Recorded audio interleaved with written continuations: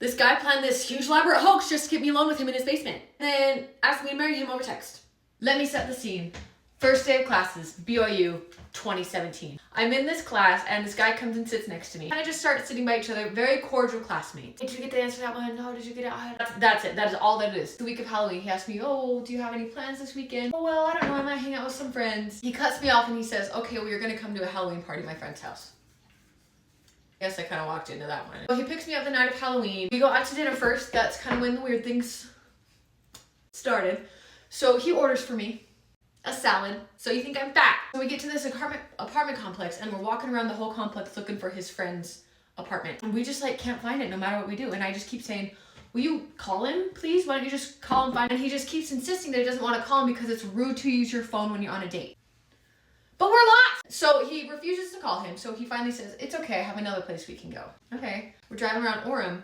We get to this one house, go ding on the doorbell. Opens the door. His parents. We are at his childhood home, where he's still living, by the way, apparently. So they greet me by name, pull me into hugs. Oh my gosh, it's so excited. We're so excited to meet you. We've heard so much about you. So much about me? What is there to know besides how hard of a time having chemistry? I'm just like so confused. So we sit down, we're playing family games, just the four of us. After a little bit, they finally say, well, why don't you two go downstairs for some alone time? I don't want alone time. We get downstairs and that's when I like realized that this whole thing had been an elaborate hoax. This was the end goal, to get me in this alone with him in this basement this whole time, because there's a whole movie set up. There's treats laid out. There's blankets. The whole thing just sitting there ready for a date for two people, one of which didn't know this was happening. So as we're watching the movie, he just keeps doing everything he can to get closer, scoot closer, and I'm just like, what is going on? Finally, we get to the drive home. I wish this were the end of it. The car ride home, he's talking all about how we're just meant to be, we're gonna be together forever, and all these like big words, and I'm like, you sit next to me in chemistry! The text messages start coming in. This man is texting me constantly with no reply. I'm not even replying to him, you know, I'm not trying to give him any false hope. After a few days, he sends me a very long poem. You know, he asked me in this poem to marry him.